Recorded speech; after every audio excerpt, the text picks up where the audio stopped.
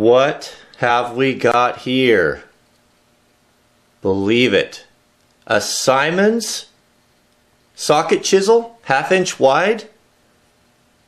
Man, oh man, that's the goods right there. Look at that.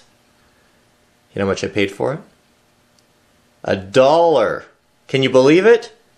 So, that's today's project. We are going to make this into something special today. So, what do we need to do? Well, we need to clean it up first, put a polish on it, put a proper edge on it. You can see there that this has been ground. Well, not great. But they didn't mess it up too bad. You can see right there a little back bevel. We don't want that. We got to get rid of all that. But that shouldn't be a problem. But the main thing is going to be a new handle. So, what type of handle do we make that will really make this special? And how do we make it? How do we make a round handle? Well, you might be surprised what I've got to share with you today. So before that, we need to decide what type of a handle is appropriate for such a special chisel as this.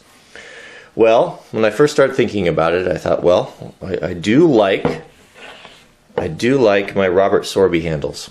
Kind of a traditional round shape, a little bit of a swell there. And then I have a beautiful handle that was made by a new friend and subscriber from Japan who is quite a woodworker. I have more things to share from him in the future. He made this file handle for me, all by hand. Look at that. Look at the copper. It's his maker's mark there. Elegant. So much Japanese influence in this. Just the elegant design and beauty of it is also very nice. I mean, can you not see it? Is that not, look at that. Would that not just about be a perfect match for this chisel? Man, I don't know if I can duplicate that. That is such fine work. So that's a good option. Or, here's another really interesting handle. This is from a beautiful screwdriver, again sent to me from one of my new friends and subscribers from England. This is a footprint cabinet screwdriver. And, look at that. It's hard to see, but it's oval and round. That's beautiful, huh? What a I got a whole set of these. So can you see that as well? I can picture that, right? But so kind of what I'm thinking is something similar to this, but maybe just a tad bit longer. You know, see right that kind of like that. Maybe not quite this long. So this is what I'm going to start with. We'll just kind of see how it goes here. So here's the piece. I got a nice beautiful piece of 1-inch square tight knot American hickory. That's what we're going to start with. But I've got even something cooler to share with you. So I'm going to introduce you to the newest member of the shop here. What is this? A lathe? It is a lathe. It's an interesting lathe. So let me tell you the story on this and how I got it. A subscriber of mine by the name of Thomas contacted me some months back, and he's about my father's age. And he said he had several tools, and this particular one was built by a family member that it has passed on, and that his son didn't have a lot of interest in tools, and he wanted to know if I would be interested in it. He knew that I would look after it. It was special to him, and I would put it back into service, put it into use.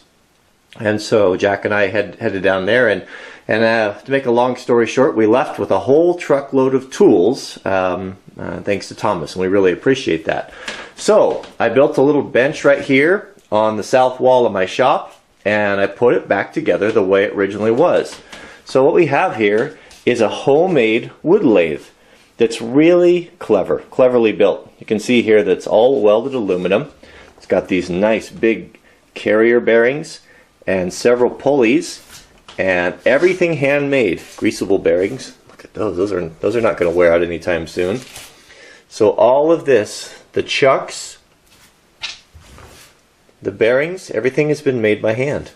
That looks like a handle off of an old an air valve or a water valve or something. And look, see how it slides in the carriage there for tightening it up. This here moves on the tracks with wooden feet. This looks like a piece of cyclone fence tubing. So we've got the rest here. This is the tool rest. You can see all made out of plywood, fully adjustable. Right there, that's a piece of electrical conduit and a piece of plexiglass so it slides and doesn't wear. And that right there is your adjustable tool rest. Top cog fan belt from a car, radiator fan belt. And down here is the electric motor. I don't know for sure, I just got this wired up, but I believe, it looks to me to be probably maybe a washing machine motor or maybe a dryer motor, I don't really know. It's an old motor. And see, it's got the multiple cogs there so we can change the gear ratio on the pulleys. And what keeps tension on the belt is just the weight of the motor. So there's hinging off a door hinge. It's just an old Stanley door hinge right there. And so this here hinges on that. And it's the motor. The weight of the motor is what tensions the belt. Pretty cool, huh? So I haven't made anything on this yet. The only issue, well, it's not really an issue, is that I don't know if you never got around to finishing it. There's really no way of securing this carriage here. So what I'm simply going to do is I just use a couple clamps. I just clamp it down and that seems to work fine. So we're gonna try this out today and see if we can't make a handle that's suitable for that beautiful 1/2-inch Simon's chisel. Alright, so we've got our hickory chucked up here, and I'm going to use this file handle here kind of for inspiration. We'll do something on this line and make it a little bit longer. I don't have suitable lathe tools. I haven't ran a lathe since I was in high school. It did come with this this chisel here. It's handmade, homemade. I've got this little round gouge, which is not designed for this, but that's what I'm going to use. I'll just be careful with it until I can find or make some. And I must admit that it does seem to take a little courage to use this. I would be more comfortable with a face shield, but I don't have one, so I've got my safety glasses on. So we'll see. We'll see what happens here. I wonder if I should wear gloves. Well, here goes.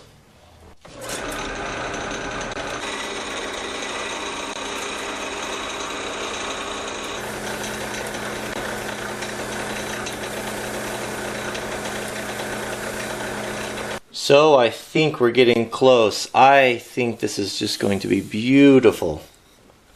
I can think of no reason why our tools can't be functional and beautiful at the same time.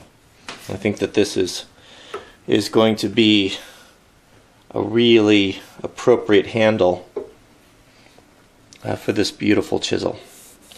Alright, so I've got it kind of finished here with 220 grit. Well, I'm going to round that out a little bit, and then we'll start working on this taper to fit inside of this socket. This is a socket chisel, and this taper needs to be really precise. It wedge locks. It just wedges in there, and it's held in there by the friction and the fit. So, wish me luck. So I'm going to use the calipers here to make sure that all my proportions are right. So what I wanted is I wanted this wood to be a little bit smaller, just as it comes in contact with the chisel there. And so I'll measure this like this, and then I can see about right what I want. So now for the inside, for this taper, we can use the same caliper, but we have an inside. These will measure outside or inside, so they're really cool. So when you measure, when I measure something like this here to the inside with these, it gives me the outside if I flip it there. So I'll keep checking this, and I'll tool this down now until we're just a slightly larger than the inside diameter of the socket.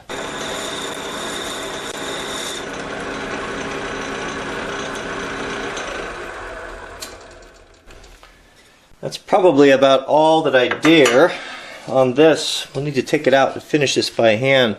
Another thing we'll want to check here is with our calipers is we can also measure the depth of this socket here. Bring into frame there. See on the back side there? That little red sticks out, so we can put that on there and run that down to the bottom and use this to see, make sure that we're long enough. So right there, that's where the bottom of that socket will be. So I think I'll unchuck this and see if we can't finish this up by hand without ruining it.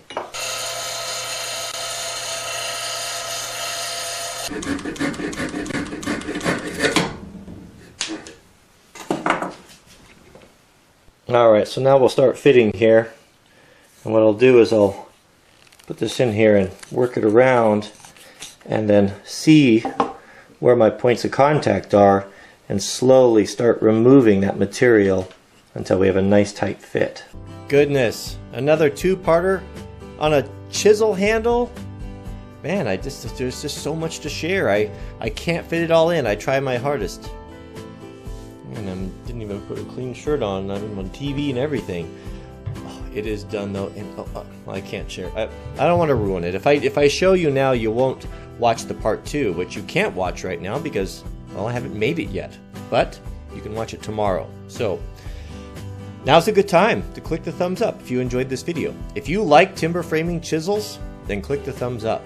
If you like the Wranglerstar channel, click the thumbs up as well. If you don't like it, well, don't do anything. So that's it. What else? Is there anything else? No, I don't think so.